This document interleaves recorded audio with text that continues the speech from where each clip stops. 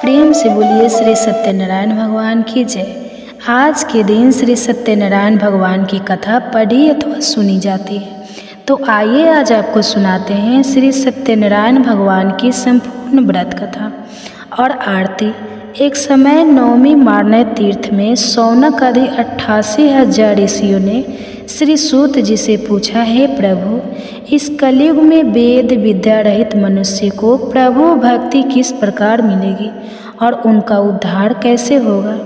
इसलिए हे मुनिश्रेष्ठ, कोई ऐसा तप कहिए जिससे थोड़े समय में पुण्य प्राप्त हो जाए तथा मनोवांछित फल मिले। वह कथा सुनने की हमारी बहुत इच्छा है। सर्वशास्त्र ज्ञाता श्री सूत जी बोले, हे वैष्णव, मैं पूज्य आप सबने प्राणियों के हित की बात पूछी है। अब मैं उस श्रेष्ठ व्रत को आप लोगों से कहूँगा जिस व्रत को नारद जी ने लक्ष्मी नारायण जी से पूछा था और लक्ष्मीपति ने मुनि श्रेष्ठ नारद जी से कहा था। सो ध्यान से सुनिए। एक समय योगी राज नारद जी दूसरों के हित की इच्छा से अनेक लोकों में घूमते हुए मृत्यु लोकों में आ पहुँचे। यहाँ अनेक योनियों में जन्मे हुए प्रायः सभी मनुष्य को अपने कर्मों द्वारा अनेक दुखों से पीड़ित देखकर सोचा कि इस यत्न के करने से निश्चय ही प्राणियों के दुखों का नाश हो सकेगा। ऐसा मन में सोचकर विष्णु लोक को चले गए। वहाँ श्वेत वर्ण तथा 4 भुजा वाले देवों के इस नारायण को देखकर, जिनके हाथों में शंख चक्र गदा और पदा थे, वे वरमाला पहने हुए थे, उनकी स्तुति करने लगे।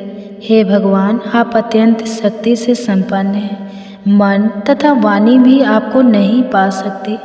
आपका आदि मध्य अंत नहीं है। निर्गुण स्वरूप सृष्टि की आदि भूति और भोक्तों के दुखों को नष्ट करने वाले हो।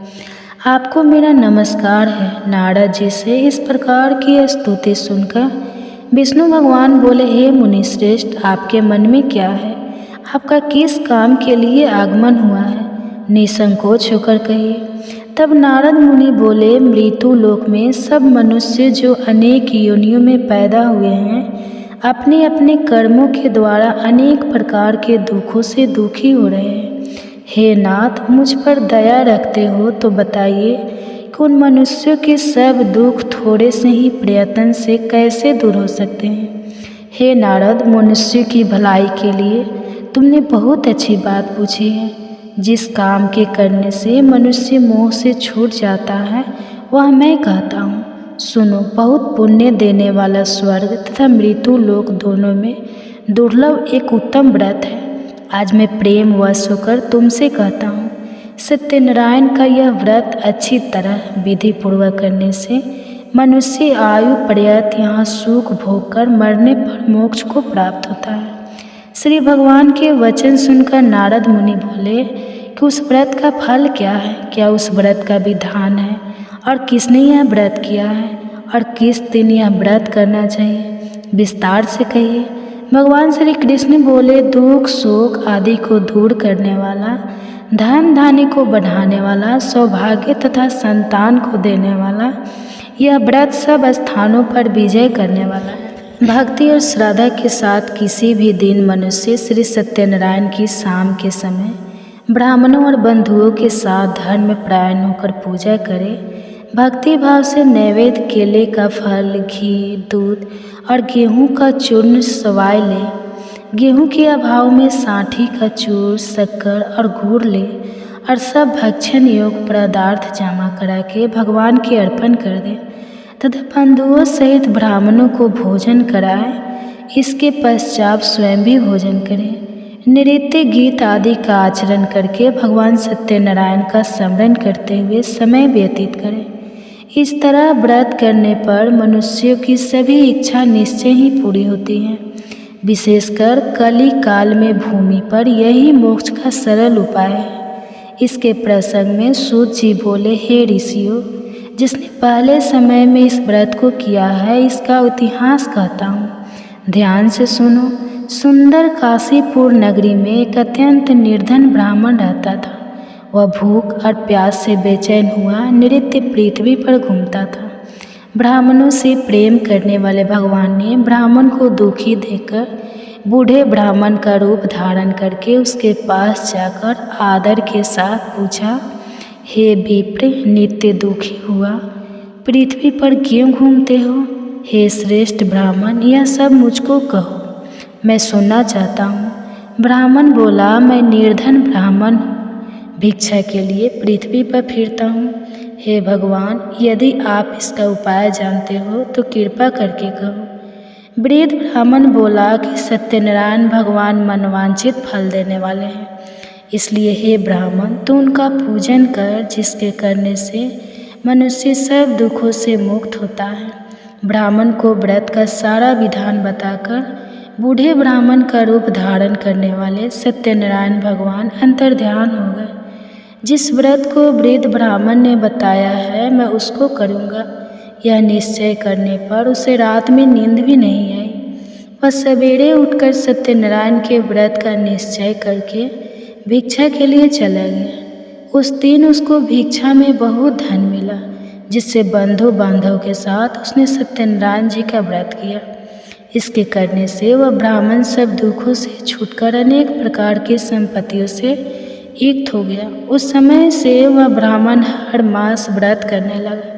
इस तरह सत्यनारायण भगवान के व्रत को जो करेगा वह सब पापों से छूटकर मोक्ष को प्राप्त होगा। आगे जो पृथ्वी पर सत्यनारायण का व्रत करेगा वह मनुष्य सब दुखों से छूट जाएगा। सूत जी ऋषियों से बोले कि इस तरह नारद जी ने नारायण का कहा हुआ यह व्रत मैंने तुमसे कहा।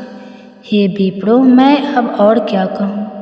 तब ऋषि बोले, हे मुनीश्वर, संसार में इस ब्राह्मण से सुनकर किस किसने इस व्रत को किया, हम वह सभी सुनना चाहते हैं। इसके लिए हमारे मन में बहुत श्रद्धा है।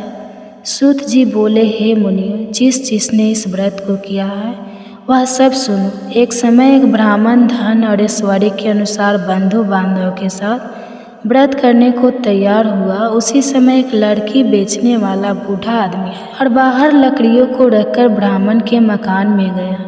प्यास से दुखी लकड़हारा उनको व्रत करते देखकर ब्राह्मण को नमस्कार करके कहने लगा कि आप यह क्या कर रहे हैं और इसके करने से क्या फल मिलता है, कृपा करके मुझसे कहिए।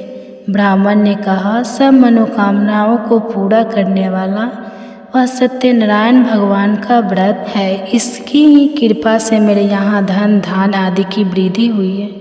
ब्राह्मण के इस व्रत के बारे में जानकर लकड़हारा बहुत प्रसन्न हुआ। चरण अमृत लेकर और प्रसाद खाने के बाद अपने घर को गया।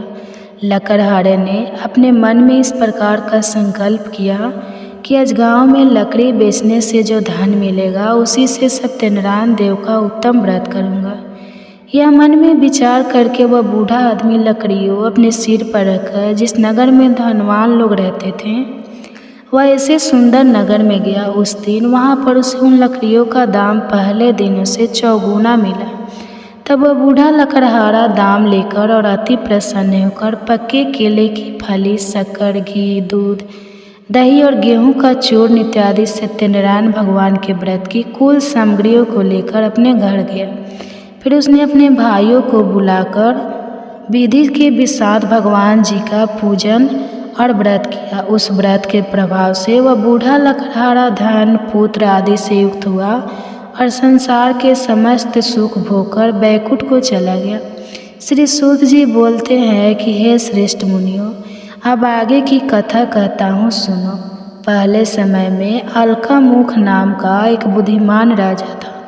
वह सत्य वक्ता और जितेंद्रिय था।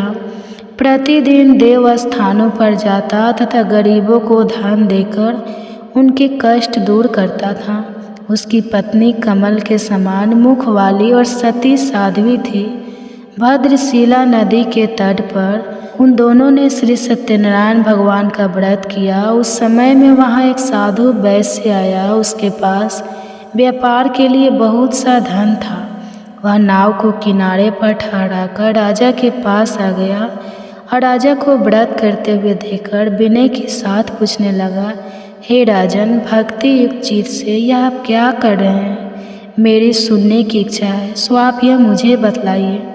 राजा बोला, हे साधु, अपने बांधव के साथ पुत्र आदि की प्राप्ति के लिए महाशक्तिमान सत्यनारायण भगवान का व्रत और पूजन किया जा रहा है। राजा के वचन सुनकर साधु आदर से बोले, हे राजन, मुझसे इसका सब विधान कहो, मैं भी आपके कथन अनुसार इस व्रत को करूँगा। मेरे भी कोई संतान नहीं है और इससे निश्चय ही हो जाएगी। राजा के सब विधान सुनकर व्यापार से निर्मित हो वह आनंद के साथ घर गया। साधु ने अपनी स्त्री से संतान देने वाले उस व्रत का समाचार सुनाया और कहा कि जब मेरे संतान होगी तब मैं इस व्रत को करूँगा। साधु ने ऐसे वचन अपनी स्त्री लीलावती से कहे। एक दिन उसकी स्त्री लीलावती पति के साथ आनंदित होकर सांसारिक धर्म में प्रवृत्त होकर सत्यनारायण भगवान की कृपा से गर्भवती हो गई तथा 10वें महीने में उसके एक सुंदर कन्या का जन्म हुआ। दिनों दिन वह इस तरह बढ़ने लगी जैसे शुक्ल पक्ष का चंद्रमा बढ़ता है। कन्या का नाम कलावती रखा गया। तब लीलावती ने मीठे शब्दों में अपने पति से कहा कि जो आपने संकल्प किया था भगवान का व्रत करूँगा, अब आप उसे करिए। साधु बोला, हे प्रिय, इसके विवाह पर करूँगा। इस प्रकार अपनी पत्नी को आश्वासन देकर वह नगर को गया।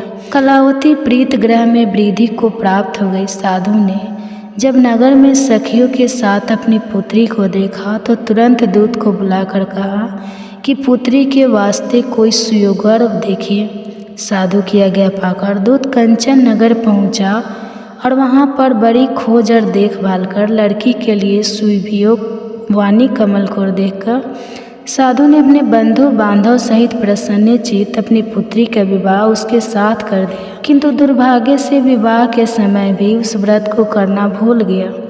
तब श्री भगवान क्रोधित हो गए और श्राप दिया कि तुम्हारे दारुण दुख प्राप्त होगा।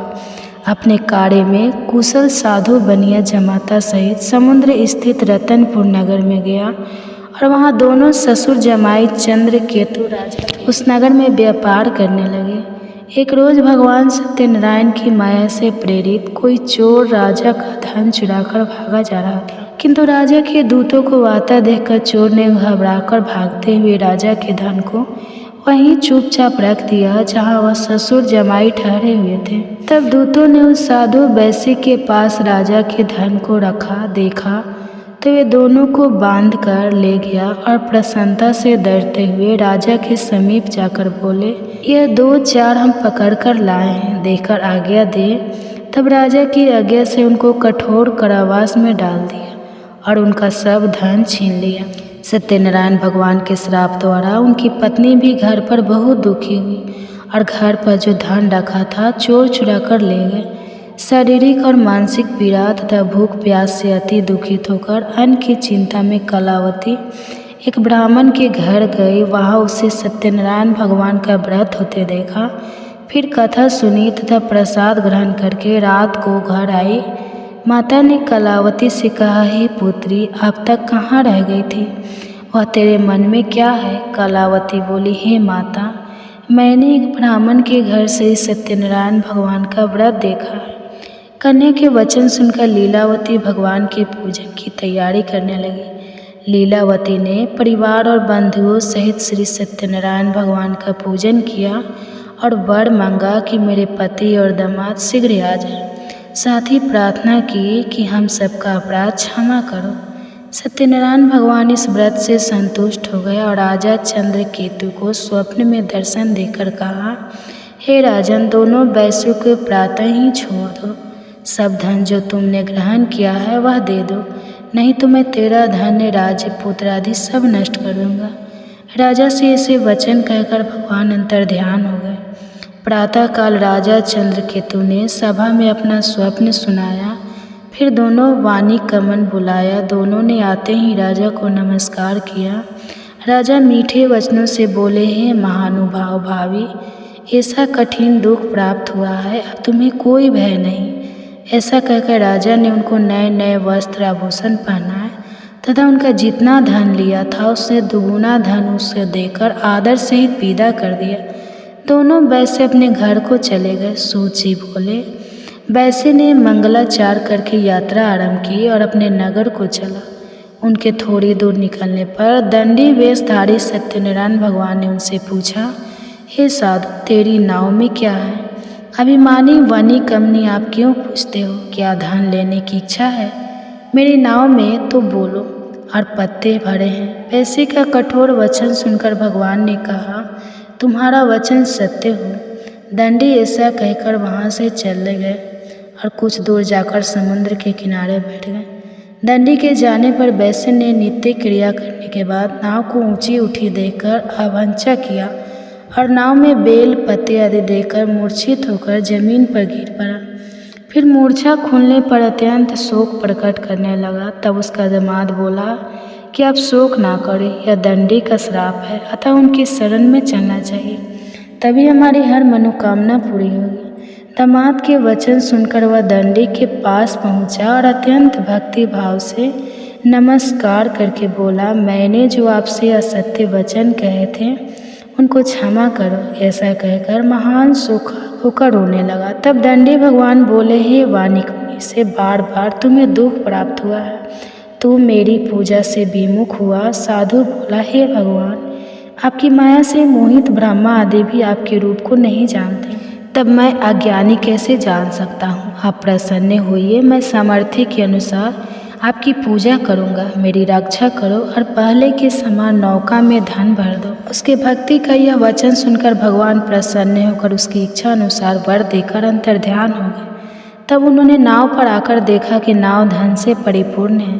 फिर भी वह भगवान सत्यनारायण का पूजन कर साथियों सहित अपने नगर को चला। अब अपने नगर के निकट पहुंचा, तब दूत को घर भेजा। दूत ने साधु के घर जाकर उसकी स्त्री को नमस्कार करके कहा कि साधु, अपने दामाद सहित इस नगर के समीप आ गए हैं। ऐसा वचन सुनकर साधु की स्त्री ने बड़े हर्ष के साथ सत्यदेव का पूजन कर पुत्री से कहा, मैं अपने पति के दर्शन को जाती हूँ, तू कार्य पूरा करके शीघ्र आ। माता के ऐसा वचन सुनकर कलावती प्रसाद छोड़कर पति के पास गई। प्रसाद की अवज्ञा के कारण सत्यदेव ने रुष्ट होकर उसके पति को नाव सहित पानी में डुबा दिया। कलावती अपने पति को न देखकर रोती हुई जमीन पर गिर गई। इस तरह नौका को डूबा हुआ तथा कन्या को रोता देखकर साधु दुखी होकर बोला, हे प्रभु, मुझसे या मेरे परिवार से जो भूल हुई है उसे क्षमा करो। उसके 3 वचन सुनकर सत्यदेव प्रसन्न हो गए और आकाशवाणी हुई कि हे साधु, तेरी कन्या मेरे प्रसाद को छोड़कर आई है, इसलिए इसका पति अदृश्य हुआ है। यदि वह घर जाकर प्रसाद खाकर लौटे तो इससे पति अवश्य मिलेगा। ऐसी आकाशवाणी सुनकर कलावती ने घर पहुंचकर प्रसाद खाया, फिर आकर पति के दर्शन किए। तत्पश्चात साधु ने बंधु बांधव सहित सत्यदेव का विधि पूर्वक पूजन किया। उस दिन से वह पूर्णिमा को सत्यनारायण का पूजन करने लगा। फिर इस लोक का सुख भोगकर अंत में स्वर्ग लोक को गया। सूत जी बोले, हे ऋषियों, मैं और भी कथा कहता हूँ, आप सुनिए आरती। जय जगदीश हरे स्वामी, जय जगदीश हरे। भक्त जनों के संकट, दास जनों के संकट क्षण में दूर करे। जय जगदीश हरे स्वामी, जय जगदीश हरे। भक्त जनों के संकट, दास जनों के संकट क्षण में दूर करे। जय जगदीश हरे।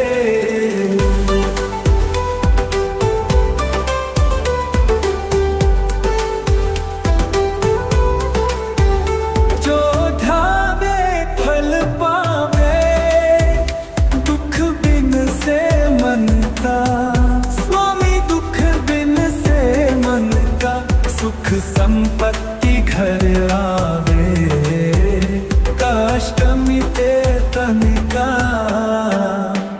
जय जगदीश हरे स्वामी, जय जगदीश हरे। जो ढावे फल पावे, दुख बिन से मन का। स्वामी दुख बिन से मन का, सुख संपत्ति घर आवे, कष्ट मिटे तन का।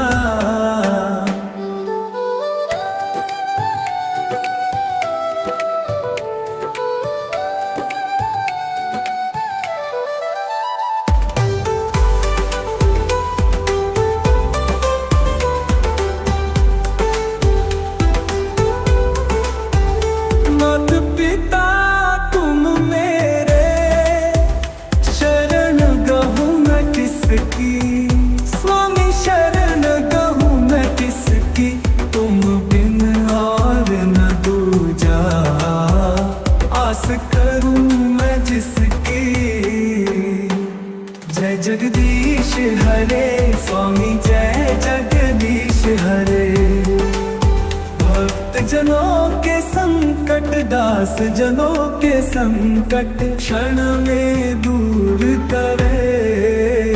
जय जगदीश हरे स्वामी, जय जगदीश हरे स्वामी, जय जगदीश हरे। तुम पूर्ण परमात्मा, तुम अंतर्यामी स्वामी, तुम अंतर्यामी परब्रह्म परमेश्वर। तुम सबके स्वामी, तुम सबके स्वामी। जय जगदीश हरे स्वामी, जय जगदीश हरे। भक्त जनों के संकट, दास जनों के संकट क्षण में दूर करे। जय जगदीश हरे। जय जय जय जगत के पालन, जय जय विष्णु भगवान। सृष्टि के पालन करता, सब संकट करे निदान।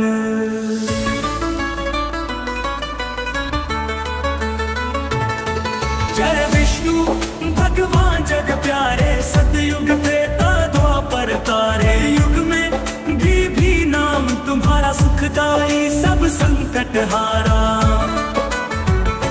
शेष नाग पर शयन बनाए, धरती को निज रूप दिखाए। जल के भीतर रूप निराला, नारायण अवतार संभाला। जय विष्णु भगवानन, जय जय विष्णु भगवान। सृष्टि के पालन करता, सब संकट करे निदान।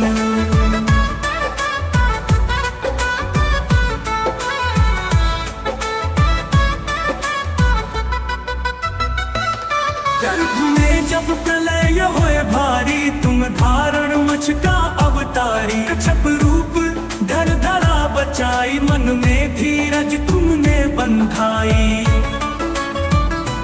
जय विष्णु भगवर बर पारे, सतयुग त्रेता द्वापर तारे। कलयुग में भी नाम तुम्हारा, सुखदाई सब संकट हारा।